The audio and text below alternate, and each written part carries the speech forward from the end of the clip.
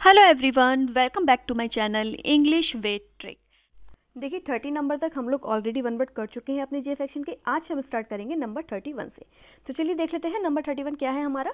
The study of animal behaviour, यानी जानवरों के व्यवहार का अध्ययन क्या कहलाता है, वो कहलाता है आपका एथोलॉजी। ओके, नेक्स्ट देख लेते हैं। नेक्स्ट हमारा 32 नंबर का क्या है। 32 नंबर का the study of origin and history of word, किसी भी वर्ड की उत्पत्ति कहाँ से हुई, उसकी हिस्ट्री क्या है, उसका ओरिजिन कहाँ से हुआ, उसके इतिहास का अध्ययन क्या कहलाता है, वो कहलाता है आपका एटिमोलॉजी। ओके, अब ये देखिए पिक्चर देखिए।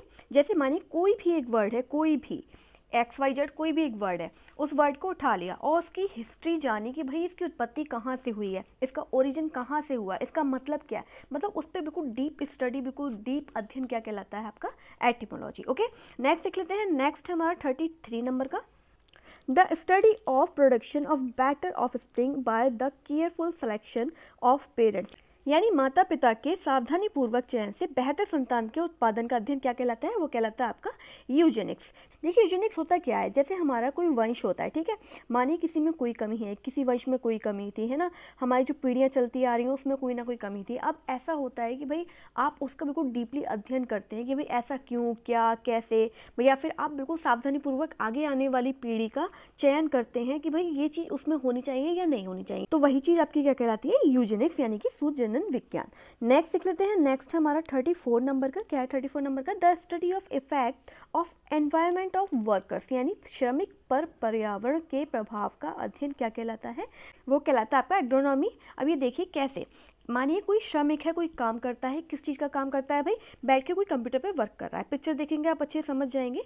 मानिए कोई कंप्यूटर पर बैठकर क्या कर रहा है, वर्क कर रहा है, ठीक है। अब कोई एक ऐसी पोजीशन पे बैठा है, टेढ़ी पोजीशन पे, और कोई बिल्कुल सीधी पोजीशन पे बैठा है, तो भाई इसका जो है गलत प्रभाव पड़ेगा, है ना। तो इस चीज़ का इसकी हेल्थ पे क्या सही असर पड़ेगा, नहीं गलत असर पड़ेगा, गलत प्रभाव पड़ेगा। लेकिन ये जो दूसरा भाई व्यक्ति बैठा हुआ है बिल्कुल सही पोजीशन पे, ये क्या है, ये बिल्कुल करेक्ट पोजीशन पे बैठा हुआ है, और इसका पूरा अध्ययन अगर किया जाए तो भाई ये बिल्कुल सही है, इसका ज़्यादा आगे जाके इसको ज़्यादा नुकसान नहीं होगा। तो वही चीज़ आपकी क्या कहलाती है, एग्रोनॉमी।